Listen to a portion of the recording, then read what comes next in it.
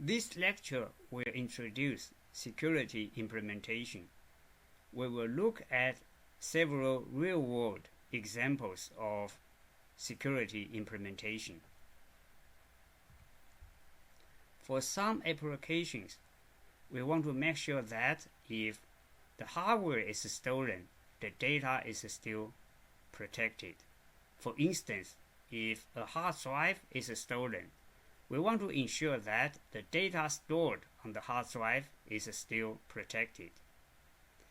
We can accomplish that by using SQL Server Transparent Data Encryption, TDE. With TDE, the database engine will encrypt the data on the fly whenever the data is written to the hard drive. On the other hand, when the data is read into memory for processing, the database engine will decrypt the data on the fly. With TDE, we can ensure that the data is always protected. We can use either AES or DES to secure data with TDE. It's very easy to implement TDE. It's only a matter of configuration change. We don't need developers to modify their programs. SQL injection is for real in the real world. What happens is that developers use dynamic SQL statements in their programs. Dynamic SQL statements are constructed on the fly when the program is running. Hackers take advantage of the program weakness by manipulating how dynamic SQL statements are constructed. They inject malicious SQL statements into our programs. By doing that, they can destroy data and systems. There are ways to prevent SQL injection. In summary, our programs need to do thorough user input validation. Our programs need to look for suspicious user input and reject it.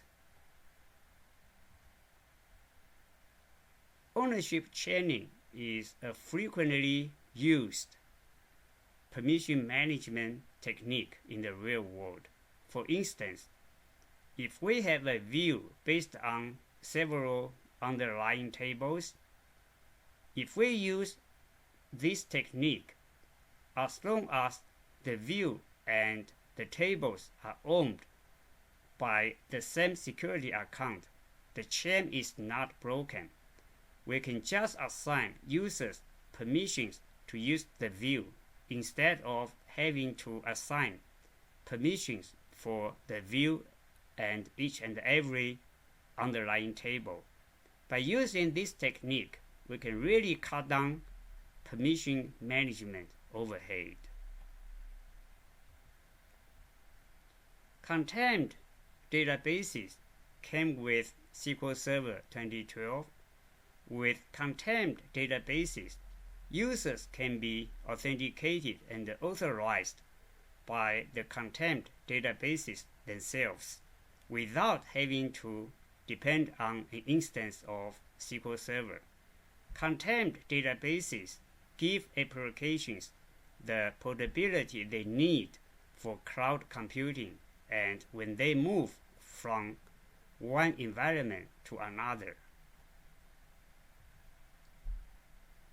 SQL Server audits are an important practice in the real world.